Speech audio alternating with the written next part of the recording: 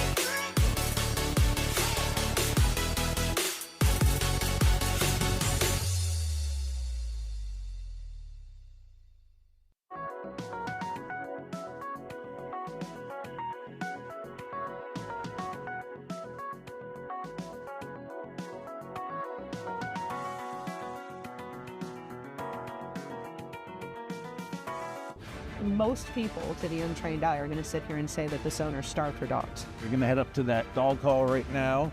So we'll go out, we'll assess the situation. I mean, look at it. These dogs look like garbage. I mean, that's just not... Did you see there's bags of food there? She was very upset about losing all of her cats.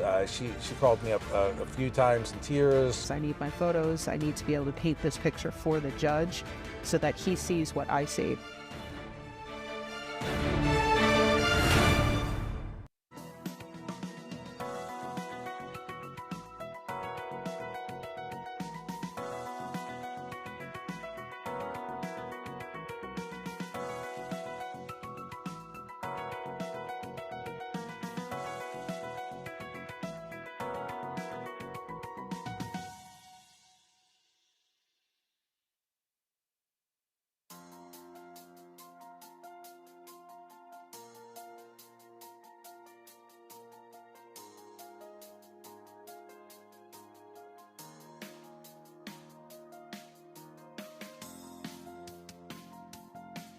Getting where you need to go shouldn't be a struggle. That's why Hillsborough County offers Sunshine Line, a transportation service for residents who need a little extra help.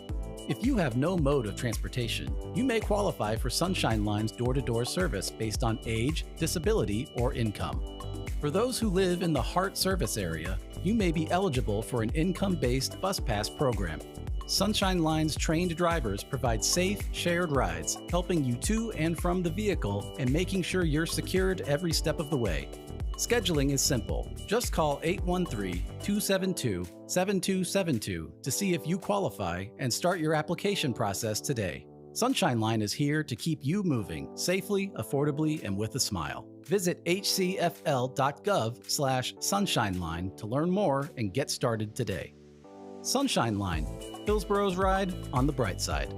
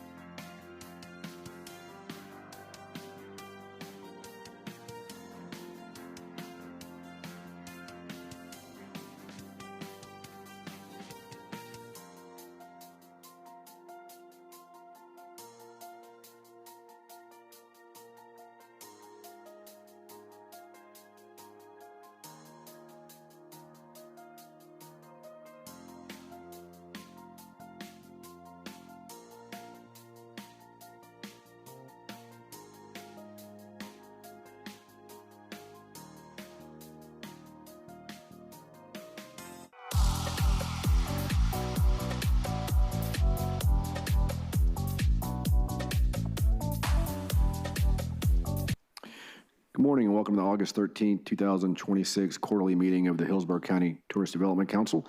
Before we get started here, we'll have a roll call to establish quorum. Good. Thank you. Hagan? Here. Castor? Here. Antonuccio? Here. Collier? Here. Gonsmart Williams? Here. Haney? Mackinac? Here. Manthe? Here. Morrison? Here. Placencia? Here. Ross? That's the roll call. Okay, so we have a quorum. Before we ask for a motion of the minutes, as you notice, we have a new fearless leader here with us. Yaksha, welcome. The water's warm. We're pleased to have you here with us.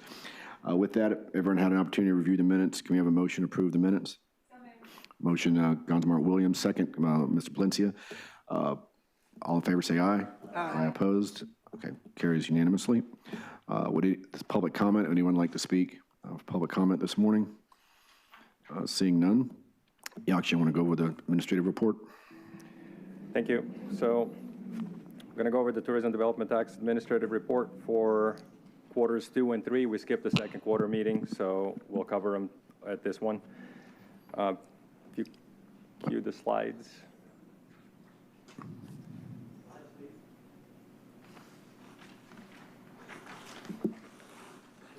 Oh. Hey, Brian, can you do the slides? Yeah. Okay. All right, so next slide.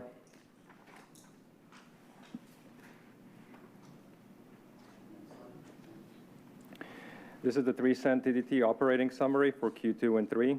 As you can see, we've brought in $20.4 million in collections. We have $19.9 million in revenues, and we've had $15.6 million in expenditures, leaving us at the end for the year to date of $182,000.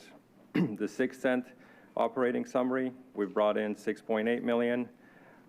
Total revenues are also $6.8 million, with $3.4 million in expenditures, leaving us with $2.6 million, or just under $2.6 million year to date. In the 3-cent collections monthly, you can see that in the first part of the year we were below, when we've kind of picked up in the third quarter, being a little bit above FY25. So total for the year we're 7.6% down. In Q1 we were 17.2% down. In Q2 we were 11% down. In Q3, we were 3.7% up. The same carries forward in the 1 through 6 cent, with the same percentages down. Same with the 6 cent collections, also 7.66% down. Can you cue the next slide? And the next one. Next slide. And the next slide. Next slide. Next slide. Okay. So on our bar graph of the 3-cent collections, you can see that our FY26 bar is the pink one. It is significantly below the green bar, which is FY25 for the first 6 months. We have popped up above that, but we're in the kind of end of our season, the slow part of the year, so we are not really going to be able to make up that difference. So with that, that's the end of our 2 quarters. We also have numbers for July 1, if you can cue the next slide. So the July numbers came in also pretty flat. We were up 0.78% for July in the 3-cent. Next slide. Same thing carries forward in the 1 through 6 cent. We're also 0.78% above FY25. And cue the next slide. For the 6 cents, it's the same thing. So we're, at this point, with July numbers at 7% below FY25. Cue the next slide. With this, we're seeing that we're kind of getting to that same point as FY25, and we anticipate we will likely remain pretty flat for the rest of the year. With that, we've done projections for quarter 4 based on the current numbers and the current collections. So we're expecting to collect another $6.8 million in Q4. However, we have a potential of 10 million in expenditures in Q4. Next slide. Which will leave us with about 3 million below the budget for the Q4 and about 2.9 million short for the year to date. Next slide. Wanted to present here the 3-cent TDT versus budget to show the volatility. As you can see in FY 22 and 23, we have under budgeted and overperformed with the collections. In FY 24, we were just under the collections, under the budget with actual collections. In 25, we've outperformed again. However, that brings us to 26, where our actual collections are projected to be 10.6% below our projections. The green bar you see on there is showing if we would have used the FY24 as a base year with the same 5.5% growth rate, we would have kind of been where we are at 34.3 million collections for the 3 cents for this year. With that in mind, we felt it prudent to revise the budget for next year because that one was also overly optimistic because it was built on top of the 26 numbers we had. So we are projecting a 4% growth off of the 26 numbers. So we're expecting the 3 cent collections to be at 35.5 million for FY27. Next slide. That also carries through into the 6 cent collections, as you can see here. So we're also we're obviously revising the total collections down by the same amount with a 4% growth off of the FY26 expected. So with that, that's the report. And I can move into the next part, which is if you conclude the next presentation.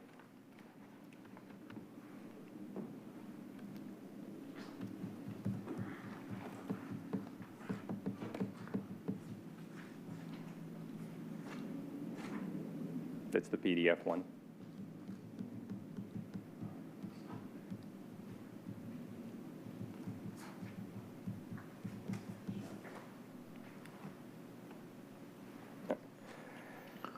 So this is our Exhibit 1 for the revised budget for the 3 cent portion. We have allocated $25,836,000 to Visit Tampa Bay. That represents a 2.5% reduction of their FY26 budget. We have allocated $1,819,000 to the Tampa Bay Sports Commission base contract, which represents a 3% increase over their FY26 budget. Similarly, with Tampa Bay Film Commission, we have allocated $527,000, which represents a 3% increase over their FY26 budget.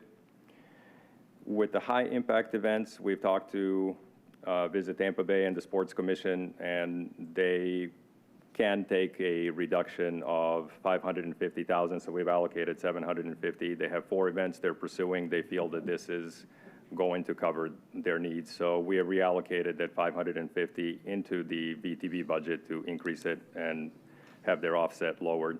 The film incentive, we've added another $500,000 to that. There was a flag item specifically for a new production movie that's coming in, Land Remembered. That is also has support from the state, so we've increased their budget.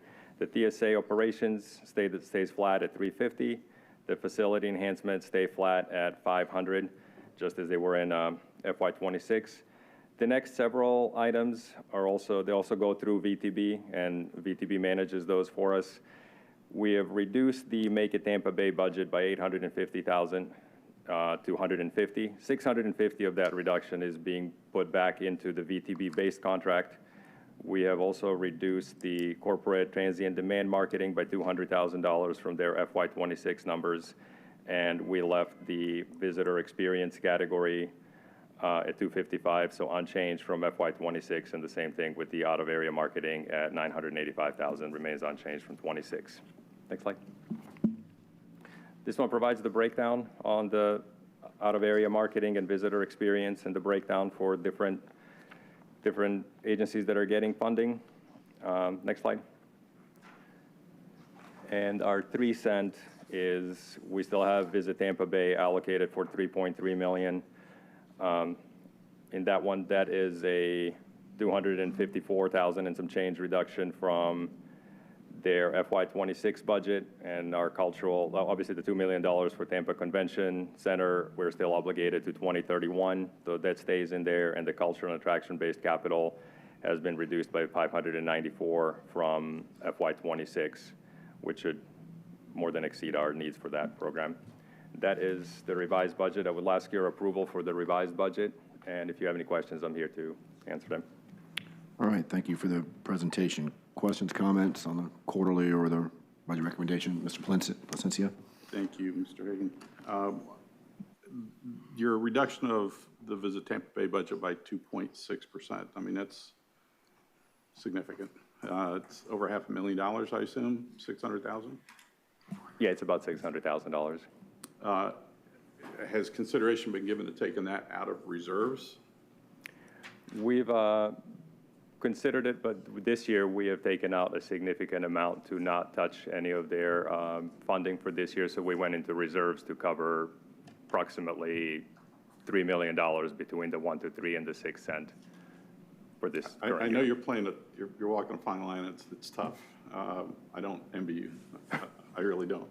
I guess my question would be, where is the elimination of that budget? How is it impacting Visit Tampa Bay? Is it staffing? Is it international marketing? Is it local marketing? Where is it hitting the street? We are not expecting other funding. One thing, Tampa Bay base, we've essentially moved the money into their base. So that one is going to be impacted. It's going to keep our web presence and some web campaigns going, but it's going to scale down some of the other stuff on Make It Tampa Bay. So we reallocated some funding from there into VTB-based contract. Thank you. I mean, the reason I asked the question is looking at 27's numbers, group numbers in particular, it's going to be a tough year. Balance of this year and certainly next year, we're not going to get back up to par until 28, 29. So next year is going to be tough. I want to make sure we're not being short-sighted. I know 2.6% doesn't sound like a lot, but it's got to be eliminating something. Well, we did have talks with VTB and with actually all of our partners, so they all seemed okay with what we were doing for next year, that they could manage with what we're carving out for everybody. Thank you very much. Sure. Mr. Placencia brings up excellent points, and I just want to commend staff because they are walking a very fine line here. And if you saw what staff was initially considering, this is, I believe, far more equitable. I'm sure Visit Tampa Bay and others aren't thrilled about it, but it really softens the blow when you look at the main two sources, the high impact events and the Make It Tampa Bay. And I can tell you, I wanted to ensure that both the Make It Tampa Bay is a partnership with the EDC. And just coincidentally, I happened to have had lunch unrelated to this with Craig Richard, the CEO, on Monday. And he said, hey, we understand we got to take a cut. It's been a very successful program, the sports. Is it high impact back, which we've so I blow, but they can live with. And one other thing I point out, staff did bump up film incentive, and that was because of an item that I took to the board years ago. I created our film commission that's been wildly successful. We have a rare opportunity for a film. Some of you may have heard about it, or a TV series called Land Remembered, based on a book most of us, I'm sure, have read through the years. They feel extremely confident either Netflix or HBO is going to pick it up, and the industry folks think this could be Tampa and Hillsborough's version of Dolphin Tale. I mean, it's that big of a deal.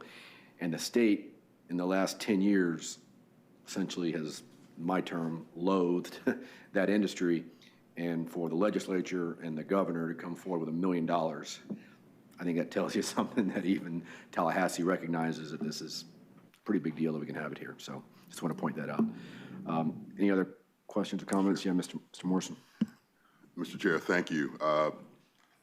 And I, with Mr. Placencia, appreciate what staff has had to navigate.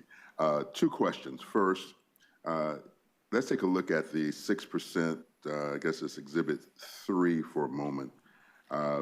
We've had the category of cultural and attraction-based capital.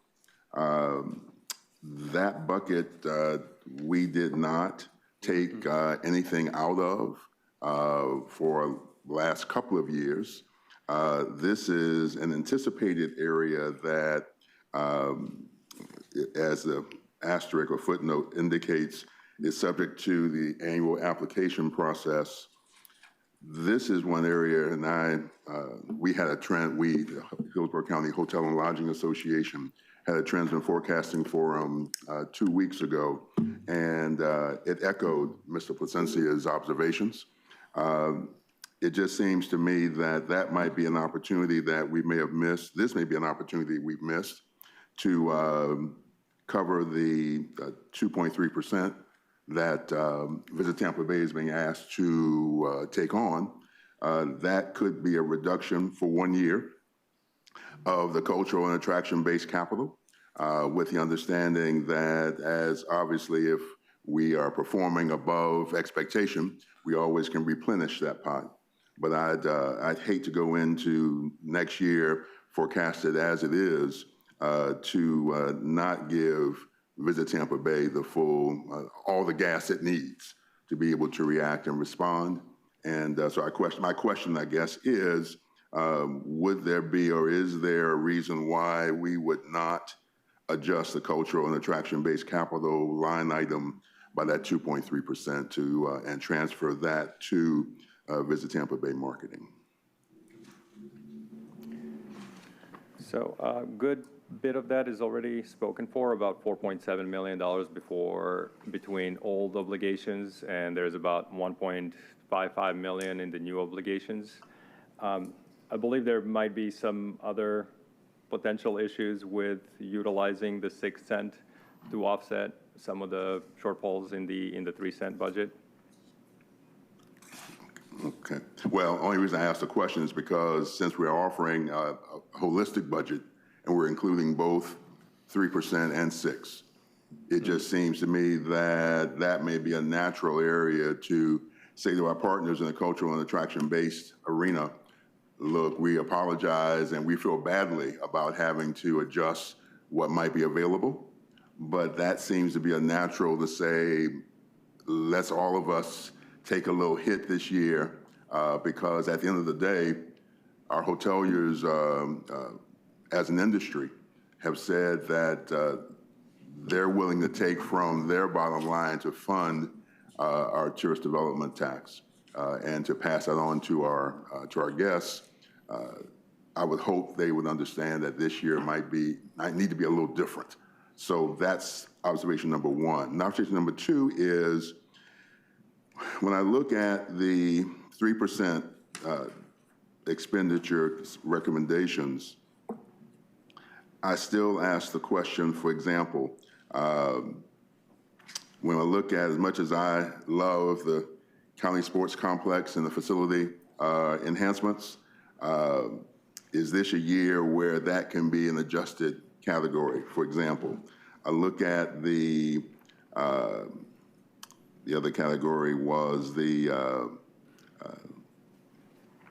corporate transient demand marketing.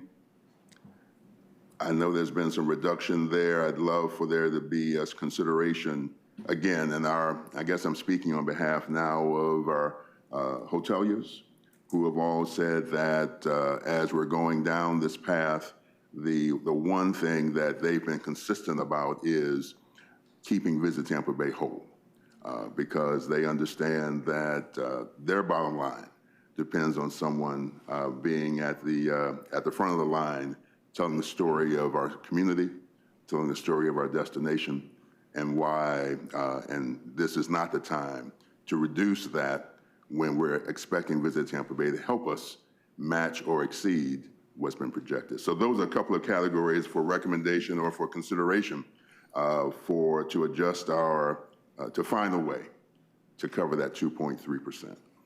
I got one question. I don't know if this is for Yaksha. It might be more for Greg or Tom.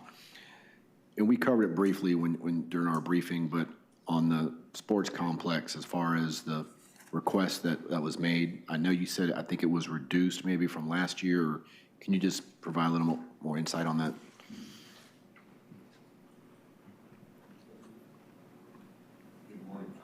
Greg Horwedel, Deputy County Administrator, for the record.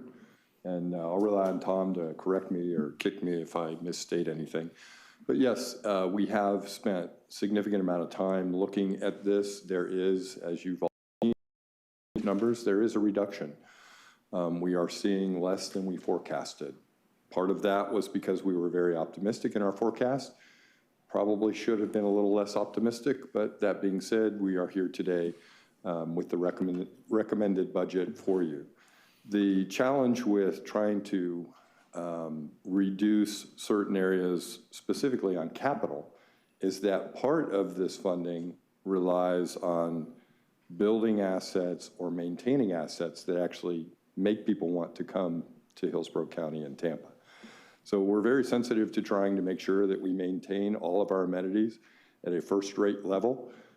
We get that there's a concern about Visit Tampa Bay and their marketing efforts. We want to help them have something to market that's in first-rate condition. So from our perspective, we think that the capital dollars really strike that balance. We did have a number of conversations with Visit Tampa Bay. The last I was informed that they were satisfied with, and I'm sure they can speak for themselves, they were satisfied with the compromise that we came up with. Again, our hope is that we outperform our estimates. That would be ideal for everyone. Hoteliers, restaurateurs, the county, the city, everyone benefits from that. But unfortunately, until we go through November and into next year, we really don't know what landscape we're going to be faced with. We can come back mid-year. If we're outperforming, we're happy to provide additional money to Visit Tampa Bay or to any other project that this council wishes to recommend to our Board of County Commissioners. So that's why we structured it the way we did. It wasn't by any stretch of the imagination to say, well, Visit Tampa Bay, we don't think they're doing a good job. We think they do an outstanding job. And we recognize that this does represent a slight reduction overall in their budget and the funds they have available. We're sensitive to that. But as I said earlier, we also have to be sensitive to maintaining all of our capital so that we can make sure that we have great facilities for people to actually visit. Is there any, my term, wiggle room in the cultural and attraction-based capital? I know a large percentage has been committed, but is there any or much wiggle room there? There probably is. We could probably come up with, I feel comfortable with around 300. That would cut their the reduction in half, essentially. But again, if we have something that comes up through the year and we don't have those funds available, then we would have to come back to this council and also then the Board of County Commissioners to amend the budget. We'd have to do that anyway if we have an if we end up having a great year and our projections are more conservative than we presented today. Well, I would definitely like us to at least maybe do a little deeper dive in the cultural attraction base and just see if there is something that we can live with that makes sense. And we're happy to do that. Mr. Chair, yeah. I think the challenge we have, and certainly I think everyone acknowledges and embraces the fact that as we maintain our cultural and capital assets, that's a win-win for us all. I think the challenge, and again, I'm certain Visit Tampa Bay can speak for itself, but I think the challenge that I see is that their expenditure of dollars is driven by literally our calendar fourth quarter, your first quarter of the year. So all of a sudden, they're postured where, yes, we could have resources or an increase in performance in what would be January through October through March. But in the meantime, the marketing investment that's required, that window is already passed. Right. So we're not in a posture where they're different. Everyone else may be able to hold off until mid-year. They're not positioned in that same condition. And I think our budgeting strategy has got to take into account the fact that, to use, I guess, a appropriate term, they're front-loaded. All of a sudden, capacity to invest means that we're saying to them at a critical time to tee us up for the balance of the year, you can invest, you cannot invest what we would ask you to. That's number one. Number two, I think it's also appropriate just to share that the adjustments that we saw in the budget not meeting performance, or the actual not meeting the budgeted numbers, really was driven by hurricane. Agreed. And the fact of the matter was there was no, none of us had the ability to anticipate the impact of the hurricane or the number of Pinellas County residents who stayed with us long after the hurricanes passed that had direct impact on our performance numbers.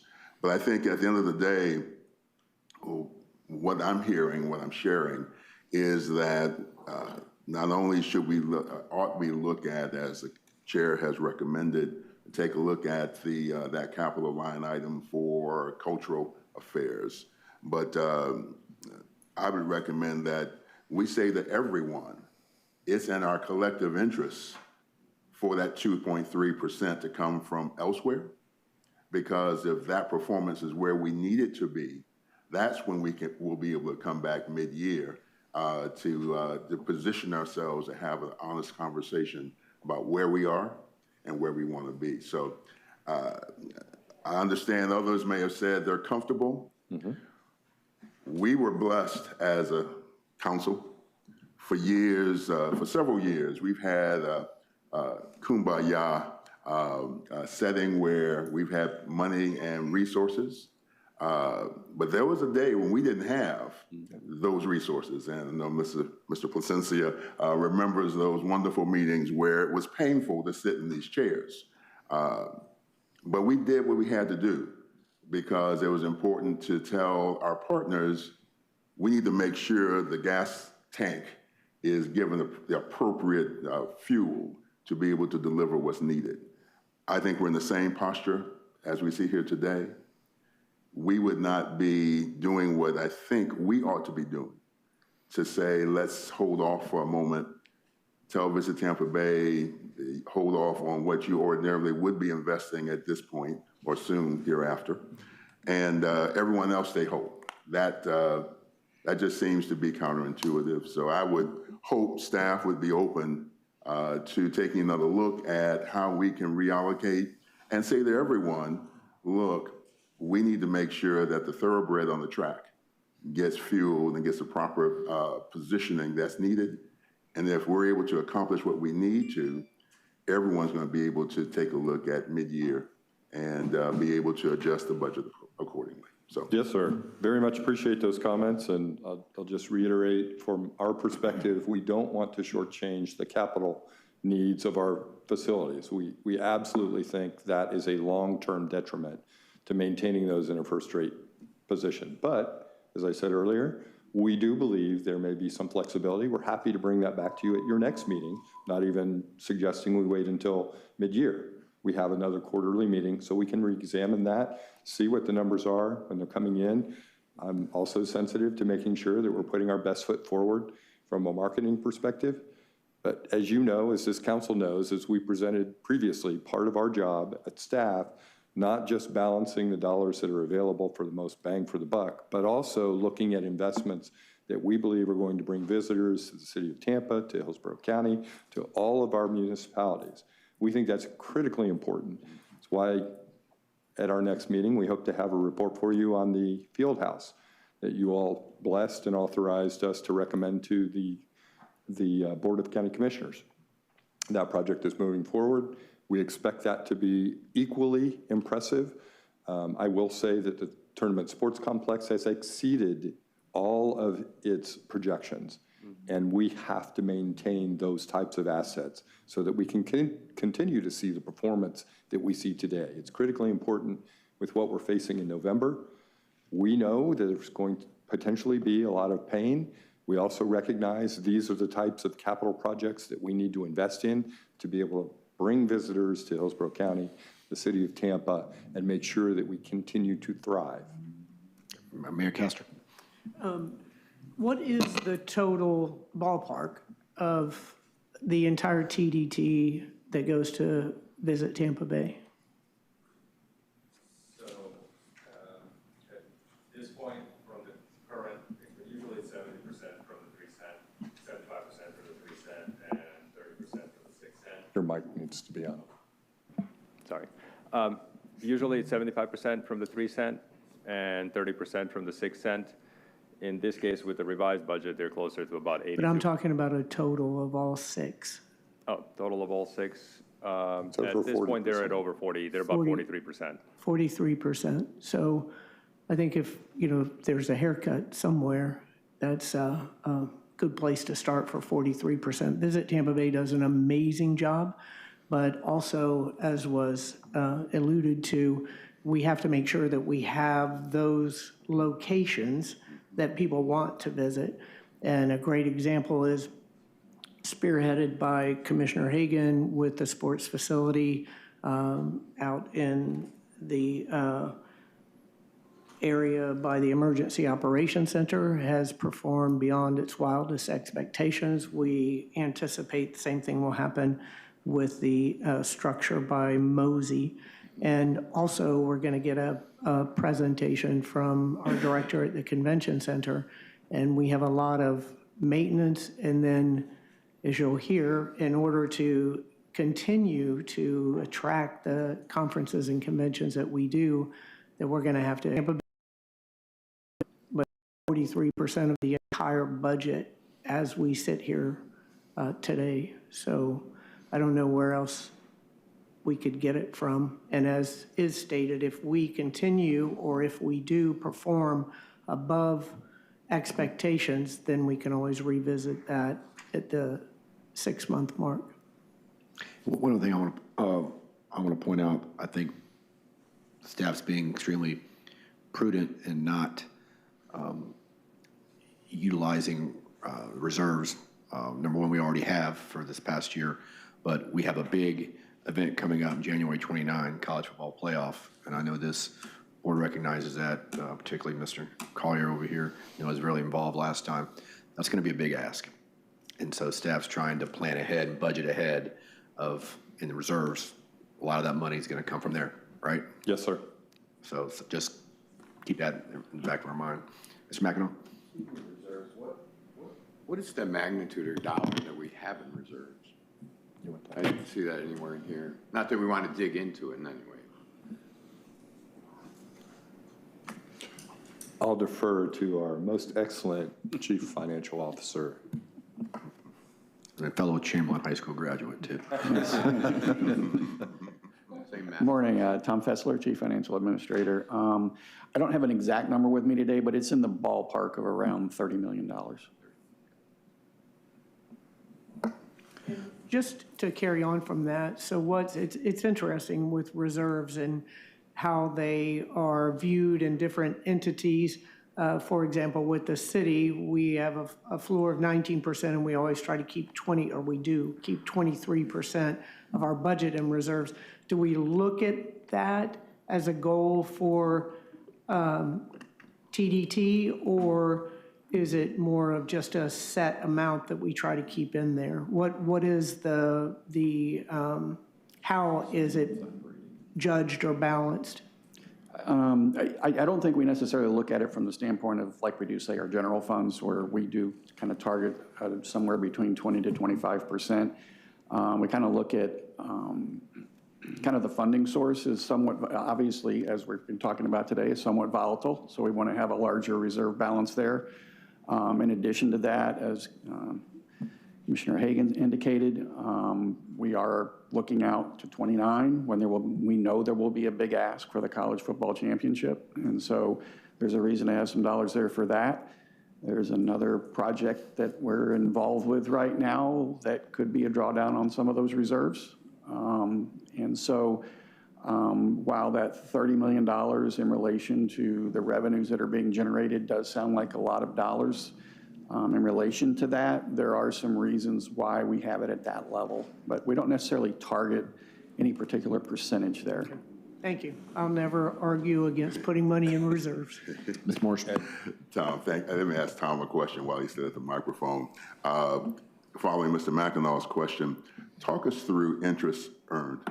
Because for the year, I know for all the years I've sat here, we've had years where we have realized interest earnings, but we've never really talked about that at this body. Walk us through, as we look at the TDT, what has been the interest earning performance from this particular bucket of funds?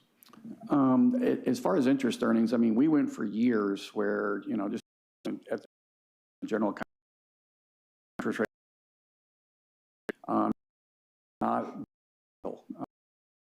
long on the PAT rates, looking for, seems like it'll stay in that other force, but we'll have to, you know, but, you know, some better interest. That's the other question to follow.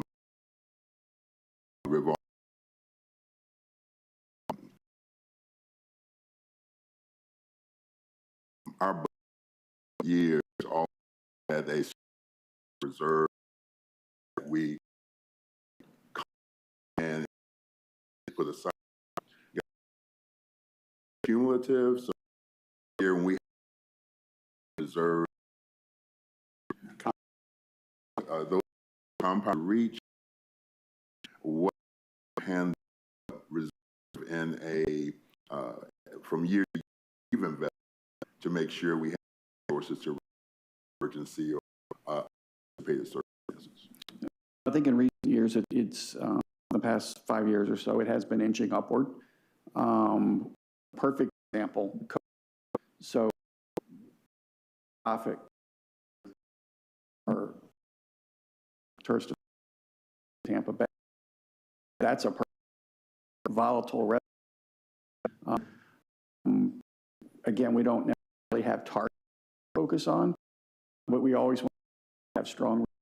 We can something like our way through and recover on the backside. And that's the reason this conversation is critical is because those of us who were on the council remember when COVID hit, and we talked about the fact we had this rainy day fund and that the monsoon had arrived, and why were we those funds? Period. Also, appreciate the fact that we had ability to be and respond. I guess that 2.0, the stage all we're saying, and either this to the committee, the share of items here, the share becomes a pressing like this, that bucket stay flat, as opposed to it being the primary bucket that takes the larger hit. Just to, again, just from a strategic thinking, and again, to reemphasize, we're talking a 1-year condition. I'd hope that that be taken into account as well. Yeah, Ms. Collier. You make the thing stay on. There we go. Thank you. Yeah, I have just 2 quick things. You know, the soccer complex, that's a bona fide room night producing machine. The new indoor sports complex, that we know those are room night producing machines. So I think that's, when we're thinking about the big picture of bringing room nights into this market, I think that's certainly where our focus has got to be, on those types of things. I haven't heard from San Diego whether this $500,000 is gonna hurt him too bad. I think what comes out of this, though, is most of the time we start thinking it's like a trend. It's like, oh, they're gonna just start squeezing Visit Tampa, and that's where they're gonna start looking, you know. So to me, it's more about that, and I don't think that's anybody's intent. So, but that's the nature of the history of what we've dealt with, is like everybody's like, oh my gosh, we're coming for that pot of money, and everybody freaks out. I don't think that's the case with the county case. I there for from San Diego when he talks about it. He's too concerned about this at this point anyways. I can assure you that staff is not looking at it as a bucket to just raid. That's not our intent. It's really an artifact, as Yaksa explained earlier, of how we budgeted this past year. Remember, we budgeted based upon an extraordinarily high revenue picture. Candidly, we probably should have been more conservative. We would have been right where we are today had we been more conservative on that projection. And we wouldn't even be talking about a cut. It would be in line with our expectations, what's actually happening on the ground. So I just want to make sure that we all recognize that what we're recommending is really a reflection of reality. So I get that there's a concern. We will continue to work at it. As I said earlier, we will bring something back at our next quarterly meeting. If there is something that we can do, we're committed to do that.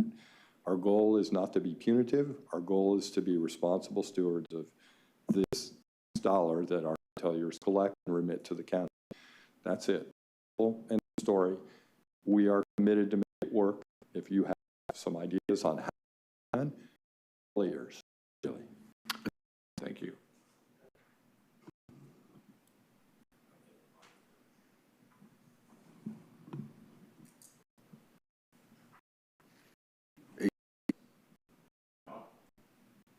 For a second. Good. All right, my little light's not working here. So anyway, a couple comments, and I'll be very brief.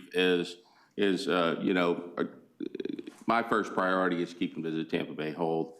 And to the mayor's point, where it is 43% of the 6 cent, I just want to make you aware, Mayor.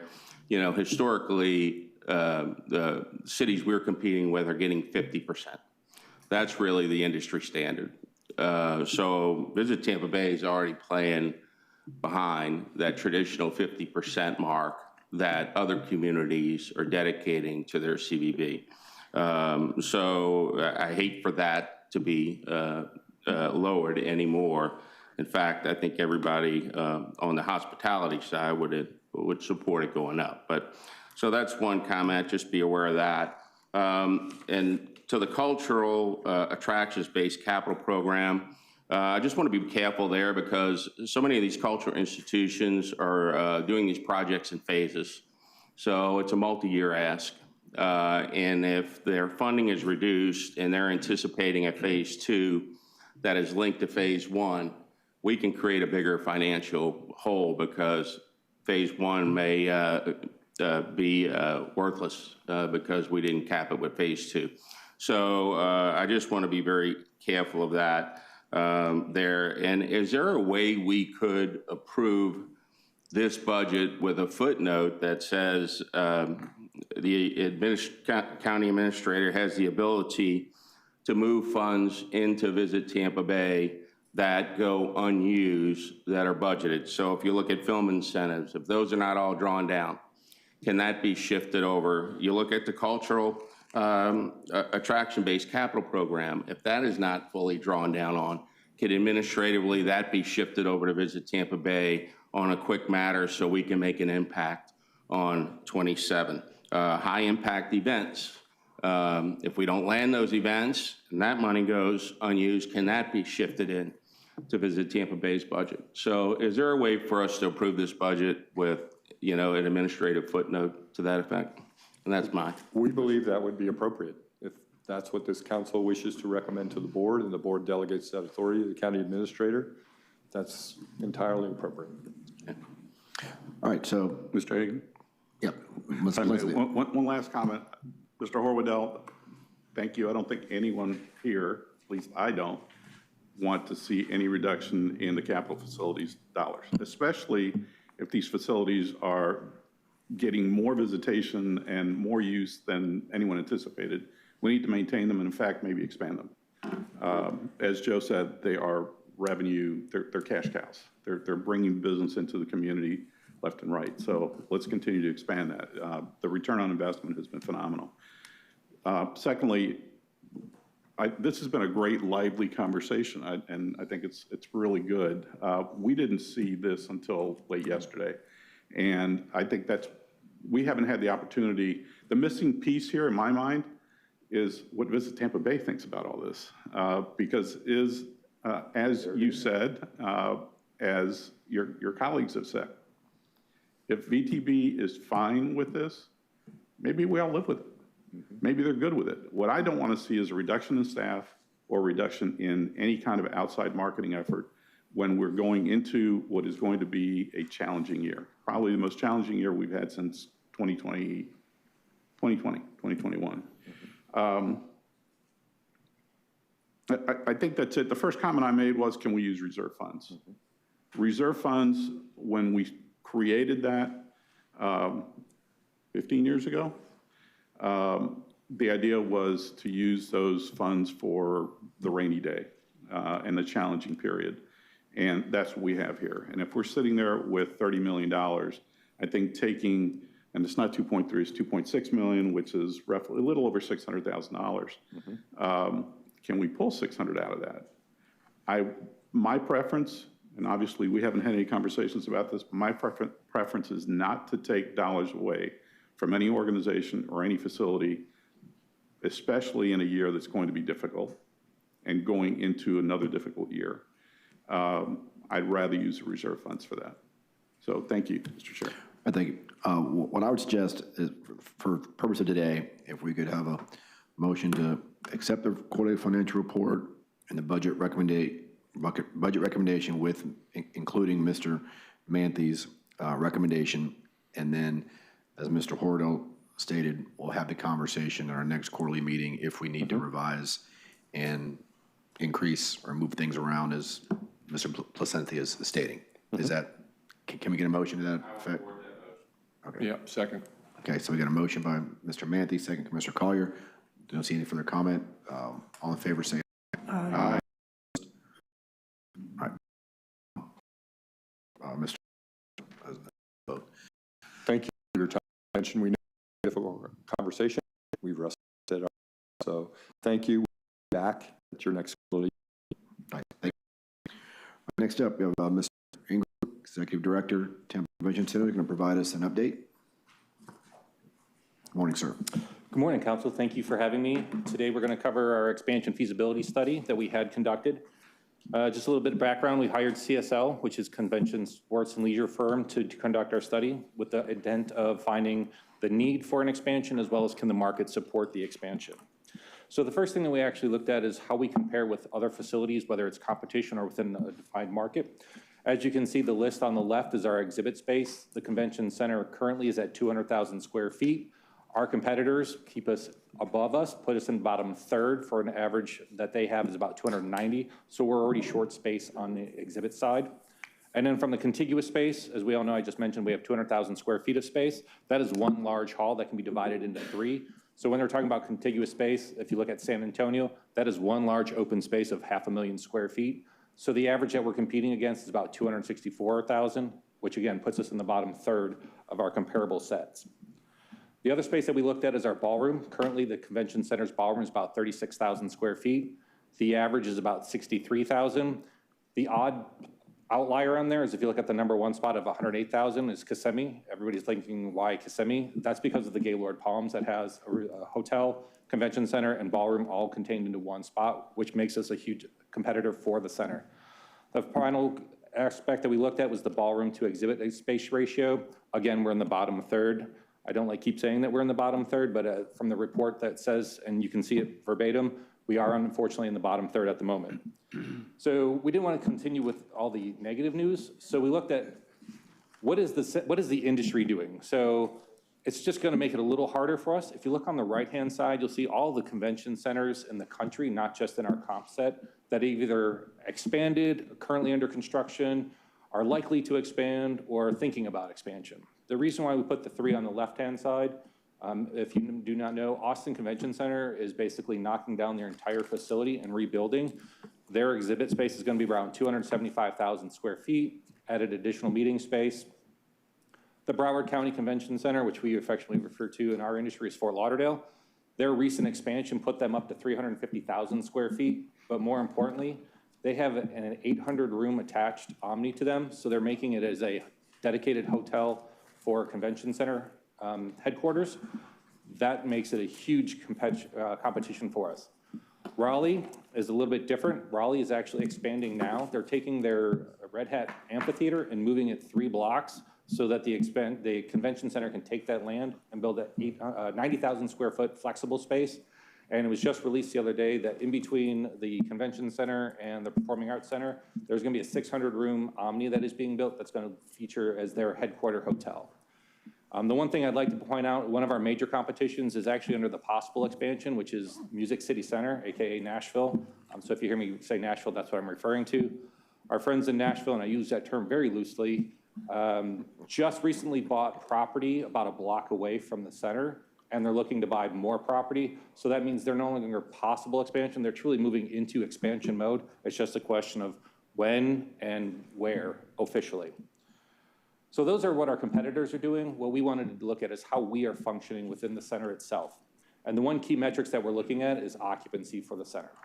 In our industry, it's a little bit different than the hotel industry. Everybody wants that 98 to 100% occupancy in a hotel. For the convention center, we want between 60 and 70%. 70% is the maximum ideal, and the way we look at it that is because you have move-in, move-outs, holidays, the event itself, always those fluctuating, so we always want to make right around that 70%. And if you look at our numbers for 23 and 24, our ballroom actually exceeded that occupancy usage, and our exhibit space is actually right around 65 if you average the two years together. What that tells us is we're actually maximizing the occupancy of the center, which is great. The drawback is because we are so full, we're starting to turn away folks because we don't have the space and we don't have the dates. And if you need more specifics, our friend Mr. Santiago can give you how much events have actually been turned away because of that. So taking all this information, we asked our friends at CSL to give us some targets that we could look at when we start processing what we want to do for an expansion and where we should go. They came up with 6 targets. 3 of them are critical. The first one that you look at is they want us to expand to about between 150,000 to 200,000 square feet for our exhibit space, a ballroom between 50 to 60,000 square feet. And then from a destination perspective, not necessarily from the center's perspective, they're looking at having a headquarter hotel that's a minimum of 800 keys for the rooms. So that moves us into being competitive into another set. The supporting targets also help. They're not a driving factor, but we do need to keep them in mind should we want to do an expansion. It's an additional 30 to 40,000 square feet of space, a capacity for about 1,000 people outdoors. And then from a destination piece, the one positive that we took from their surveys of meeting planners when they did this, they love the options that Tampa has. They're very happy with the amount of unique flair that Tampa has. And they love the fact that they can hop on the trolley and go to Water Street or down to Ybor. 50% of their attendees usually hop on the trolley and go down to Ybor, which is a positive sign for the destination as a whole. But from a meeting planner perspective, they wanted something within walking distance of the convention center, and that was focusing on dining and retail. Again, that's not necessarily from our expansion purposes, but it does give a destination overview. So we also asked them, these targets, what is that going to look like if we did this? And the caveat, before I change the slide, I gave them is we can't go over the water because you're not allowed to go over the water. And there's also the piece where it's like we currently are landlocked and don't own the property around us. But if we could, what would those look like if we could get those properties? So the first one on the left is concept 1, which is an expansion that's truly programmatic. The local architect that they used was Seoul that allowed them to say, okay, we come to the site, see where we are, what we need, and if it could fit. So this is a mass diagram, meaning that we can create the program, but we don't have the specifics of what is actually there because we haven't moved into that phase. But if you look at option 1, behind or the north of the Embassy Suites, there's a property over there that we could take and use that as an expansion for our exhibit space. Then we come over to the campus of the convention center and we take out, as the mayor may know, I love those stairs. Wholeheartedly would hate to see them go. But we take those stairs out and we reconfigure the front drive, and that actually finishes off the ability to final expansion for exhibit space. We also have the ability to get rid of that mid-tier level of registration that's kind of awkward for the facility and get another 24,000 square feet of meeting room space. For a total, between the exhibit space, the ballroom, and the meeting split, the exhibit hall would be about 140,000 square feet of space. It's 58,000 square feet for the ballroom and $24,000 for the meeting rooms. Keeping in mind that program is going to actually cover the next two examples as well, because they didn't want to change that programmatically because of the space. The one key piece that they missed on the first one, I won't say missed, but they omitted, is we didn't have any additional hotel rooms to make it for the destination. So the second phase is what can we do on the property of the TCC? And they looked at where the sale is currently, the sale plaza, and they projected that you could put in anywhere between a 200 to 300 key hotel that moves the needle for us as a destination, but keeps it on campus, so it makes it somewhat of a smaller but a headquarter hotel for us. The third concept is we move a little bit further over into the off-ramp of where Thea has their property right now. Programmatically, we stay the same, but what instead of having an additional meeting space or all rooms or an exhibit space, we focus in on putting in a hotel, which would ultimately be between 600 to 800 keys that moves the needle for us closer to that critical targets. And the last concept, which is concept 4, they said, if you could have anything that you wanted, David, what would you want? So I took those critical targets and I incorporated those into the design, which means we take almost all the entire portion of Thea, the property behind. That gives us an exhibit hall, almost 150,000 square feet just on that side alone. And we're able to build potentially a 800 to 1,000 room key hotel on top of it and keep the program the same at the center property. The one thing I'd like to point out, if you look at an all 4, the one thing that we asked them to do is make sure that if you look at the orange spots on the concepts, that's all vertical transportation. One of the things that we wanted to make sure is we wanted to be able to move a lot of people, can keep them off the street, so they did include a vertical transportation. Should we continue to move forward, that would definitely be one of the key pieces that we want to make sure that we follow and take care of. And then we said, well, how does this actually impact if we did all these scenarios? And what we did is they gave us nice numbers for economic development and economic impact. The one concern with that is depending on how far you go downstream, those numbers can change. So we want to take out direct spending, we want to take out indirect spending, and we just kind of want to focus in on the tax perspective. So this is what the tax from generated TCC events that were there. Historically, if you look right in the middle, we contributed to about $11.4 million in taxes, and that's split between the sales tax and the TDT. So the sales tax obviously is 6% for the state, 0.5% for the county, and then we have our 6% hospitality tax, which here is the TDT. So concept 1 moves the needle from 11.4 million to 12.6 million. Concept 2 goes up to 13 million. Concept 3 goes to 14.5. Concept 4 goes to 15.1. Those are all good news from our side, but the one thing I wanted to do is I wanted to have some objectivity to this report, and I said, well, what if we didn't do anything? What actually happens to us? That average drops down to $10.7 million if we don't do anything and we just stay the course. Keeping in mind those numbers for the tax are strictly what is the inventory now and what if we were to put any hotels into this project, what they would generate. It doesn't take anything that comes new into the area, so that was key for us. The one thing that I have reservations about is that 10.7 million. At some point in time, that means we've hit the capacity that we have as a building, and that means the groups that we have that are very large, Soft Week is an example, they just brought in 27,000 folks. We have IBEX that maxes out the facility. Right now, they're content with having a campus feel, so we're using we're using Mr. McEnall's property, we're using the Embassy Suites. The drawback is from an economic standpoint, from a group, if they're capped, they're not going to want to be here anymore because they want to continue to grow their revenues. And that means if you take out those two pieces, that number drops even more from what it is, from just that 11.4 to 10.7. So overall, what we said, what we wanted to accomplish from the study, do we need to expand? Yes. Can the market support the expansion? Absolutely. Currently, the way we are set up, we can support that. And I will say, give kudos to our friend Santiago, not a plug for him to keep his money, but they do a phenomenal job of making sure the right events come in and it has the right impact, and that's the shift that we want to make sure that we follow as well. So thank you for your time. I try to keep it as short as possible because I know you had a long discussion before this. I'm here for any questions if you have any. All right, thank you, David. And it is true with soft 27 to 30,000 people in town for that, and they have held on because of MacDill Air Force Base, but we lose an event like that. It's a major hit.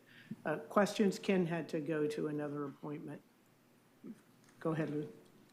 For God's sake, don't build a triangular hotel. Massing diagram. I know it's a bubble diagram, but Please don't ever do that. You're going to have probably an atrium the size of the Louisiana Superdome that you have to condition. My 2 cents worth, if you're going to go big, and I would do 800 to much on and experience. Hey. So I would big as you can with the expansion of the hall as well as with the hotel, at least 800 keys. The question, excuse me, I need to evaluate, all of us need to evaluate, is the impact of losing the hall for what will be a 4-year period of time, 3 to 4 year period of time, and don't keep walls. I mean, it's you're looking at probably construction and then a year before for demo and another 6 to months of prep. Done any on that a little bit, the vision conversations and the architect. If phase, we say property north or behind. See, if we do that first, that allows us to have it open in 2 years. We're still running the facility today. Shut down the facility that is today, renovate that, expand while the other one's going on. So we may not have the same volume that we have, but we're still actually open and still having my Austin, even Southwest, and we'll always have a draw for it. But they took a huge gamble of shutting the facility down completely, relying on the hotels to their tourism revenue. I don't want to do that. I want to be able to see if I can phase that into the property, which would be, let's do phase 1, and I use that term loosely again. Phase 1, which is the property behind the embassy, get that up and running. Yes, it may be 150,000 square feet, which is a little short than we need, but it still keeps us active and keeps us being able to fill the hotels that are here. Then we go back and touch the second side of it, which would be existing. Just be careful assumption, and I'm basing it on experience. They're not going to come here if you've got pilings going up next door. Rip the Band-Aid off, do it all at once. My 2 cents worth, and I'll shut up. Thank you, Madam Mayor. We have had studies, you know, I haven't built, but let's get, they've built apparently all the other hotels. Lowe's wants to be here. There are 4 brands that want to be here. But there is that piece of property that is available. For several years, we've been working on something there with a hotel and then a walkover for more exhibit space. So it would be away from the convention center, but clearly when David takes out everybody's favorite stairs to nowhere, that would be intrusive. It would be, yeah. All right, next, go ahead, Bob. I love this discussion because ultimately it speaks to where we're going to be in the future. It signals for us that from a budgetary standpoint, there's some discussions we're going to have as a council as to how we go about looking at this revenue generator and how we support it. But I think it's been a valuable discussion. I'm glad, David, you're with us today. Thank you. Because it does signal for us what's on the horizon and the reality that we see around the country, that folks are pivoting. And it's not us trying to be someone we ought not to be, but it's us saying we have a niche that we worked hard to develop, and what can we do to sustain that relationship? So thank you for the presentation. Thank you. Other questions, comments? Everyone good?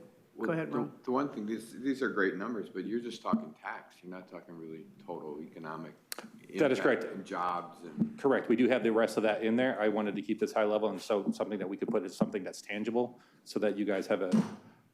Thanks. The fluff, sometimes the fluff numbers that people overestimate of like what the economic return is. I wanted to give you guys. And square feet. Rooms.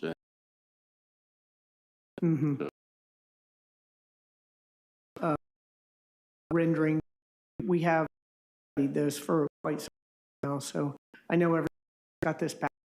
Thank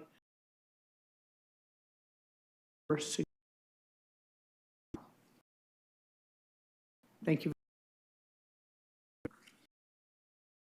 Report. Tampa No credit to Chicago. We're losing members. First and foremost, I really thank the council. I think the that we're air to the parts. I really the CEO been brought up, so you know, as the but then we think can factors raise some levels of concern, right? You know, most of us are hearing flat next year, 1%. Hillsborough County, Tampa always bucks that trend a little bit. So you're hearing that. And then as you heard from our friend, and he is a great friend, David at the center, we competitively are having some issues. And I'm gonna be very brief on that because we've also done our studies to support and supplement the city's efforts in looking at the center. And we were chatting over here, and if we had a bigger center, we could have flipped the script on that 1% in a heartbeat, because I know how much business we've lost for next year because we just don't have any space. And, you know, Mayor, you and I have had conversations about being able to host 2 mega conventions at the same time and not just have 20, 25,000 people here. And in fact, we could have seen next and we were unable to because there's just not enough space. So you're seeing some wins out there, and we're not even talking about airline gas prices, fuel prices, demands on the industry, geopolitical issues that affect international travel to the U.S. We're not even including all. You're hearing a level of anxiety over some things that can impact our future success. So again, thank you. We're humbled, we're grateful. I'm gonna move through this very, very quickly. And I'm gonna talk about some things. And Mayor, you know, just a brief clarification on the 43%. You know, I've never been a lawyer, but I've played one on TV plenty of times. Most attorneys that have looked at the state statute are of the opinion that a minimum of 40% should go to tourism marketing and promotions, however we define that. And as part of that 43%, we actually have some flow-throughs like the visitor experience centers, that we're just managing that movement of money, the Make It Tampa Bay. So there are a number of those that really are just flow-throughs that we don't take an admin cut for. So it's really between 40 and 41%, but we did take the haircut compared to others. So I just wanted to make sure that that was on the record. And so again, not that it matters, but don't want anybody thinking that 43% is going to visit Tampa Bay exclusively. No, there's a lot of folks we support that have those monies go to them without us ever taking an admin cut or any kind of reserve cut or anything of the sort, except for my haircut. So when we look, since we missed a meeting, I'm gonna go really, really quickly through this.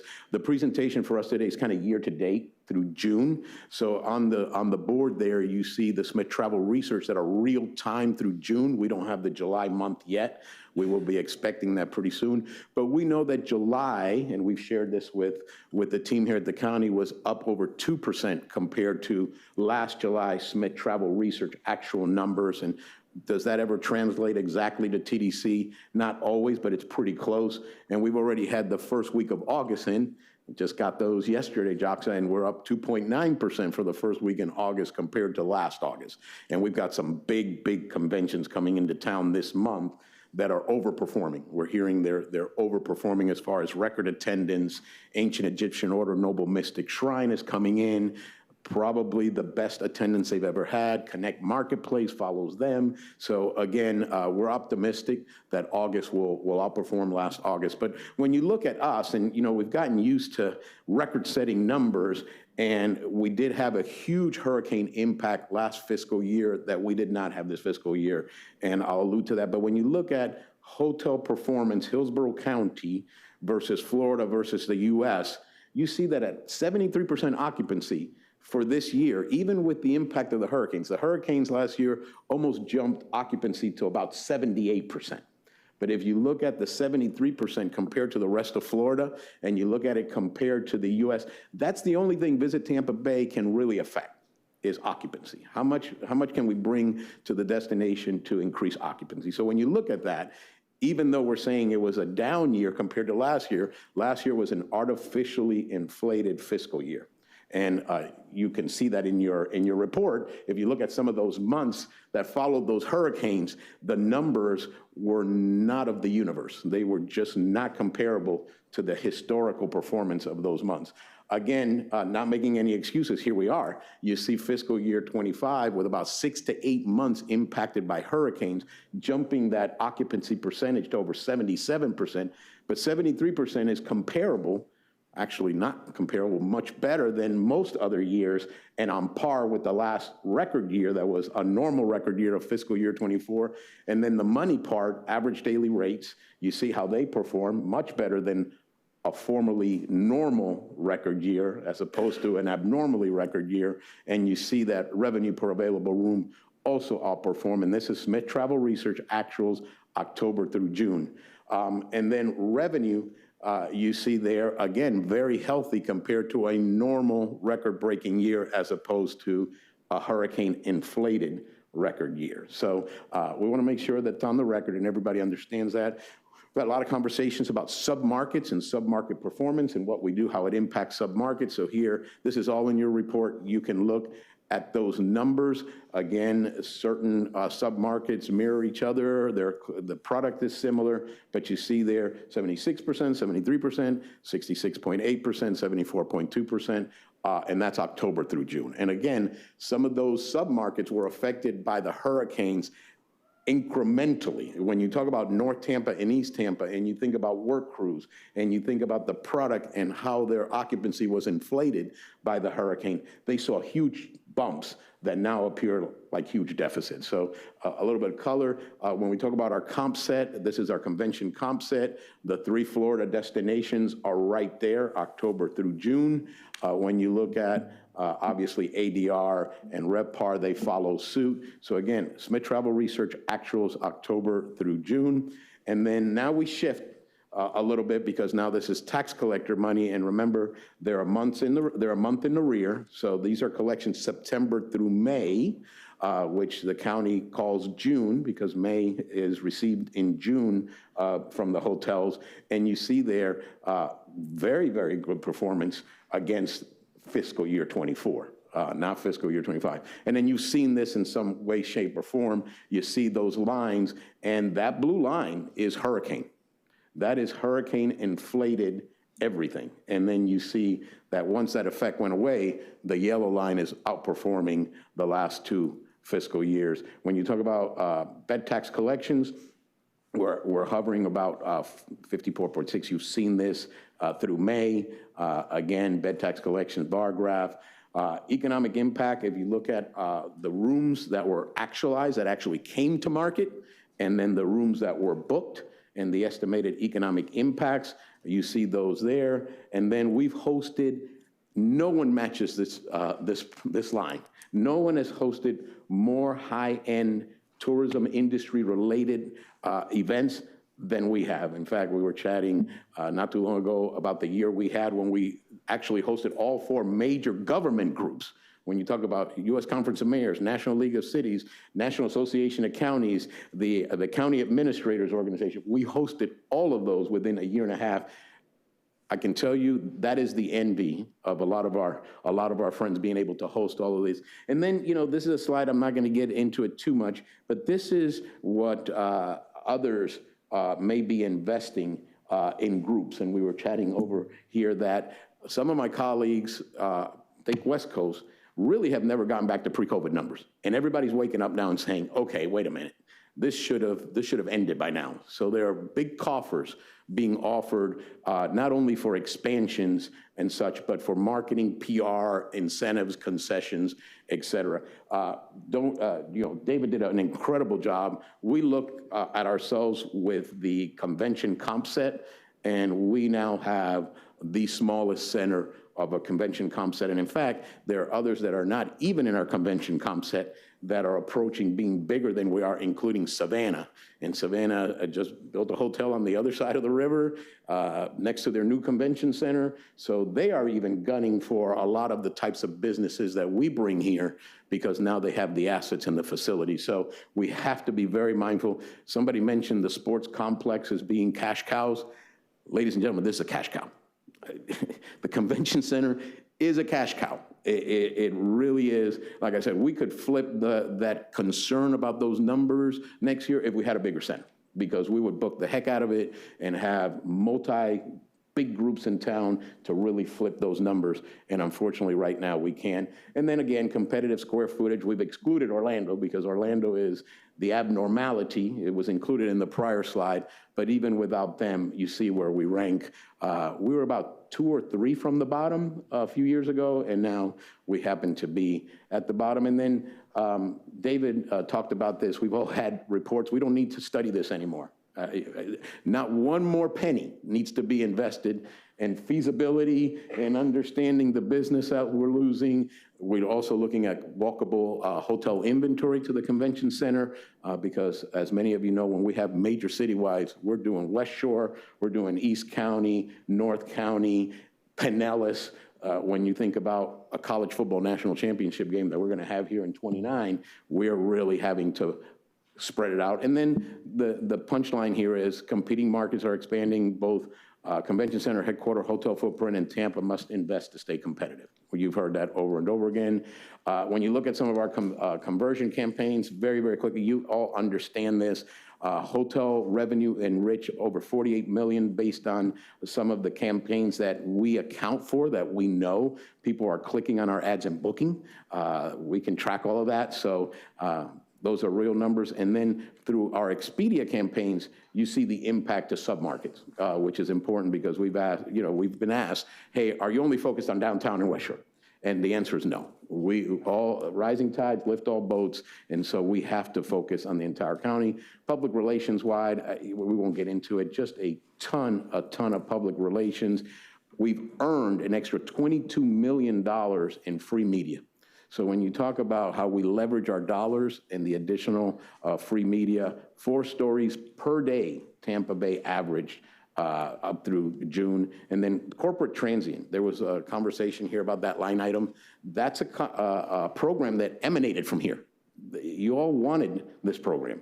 And so that $1.5 million or so is really helpful when you talk about the impressions it generates, the number of hotels that are impacted, 92,000 plus room nights for Hillsborough County, and 19 million in hotel revenue. Again, very successful program, and also the investment in small meetings, and you see the breakout there of some of the dollars on what we're doing with that. Finally, we're a team player. We'll make whatever has to happen work. We have contractual commitments. You know, when we talk about how the funding goes into Visit Tampa Bay, obviously, first and foremost is tenancy. Think about rent, utilities. We house 6 other organizations with us that have to have a home. And for the most part, they generally live with us for free. So first and foremost, we gotta have a home.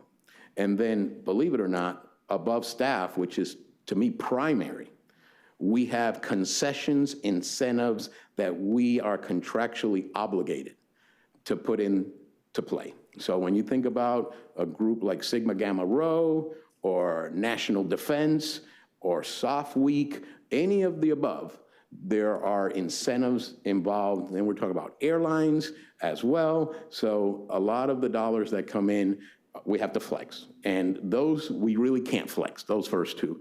And then, unfortunately, salary, benefits, and staffing and programming can be flexed to deal with whatever shortcomings there are. So we will make it work. We will do what we have to do. I appreciate that if performance is better, that we return to look at it. But a lot of this stuff requires a lot of, as you've heard, upfront marketing. What are the seasons we market? What are the seasons we have to incentivize to have the biggest bang for the buck for the destination and for the community? So I'm going to end with that. I hate being between you and lunch. So thank you. Really appreciate the time.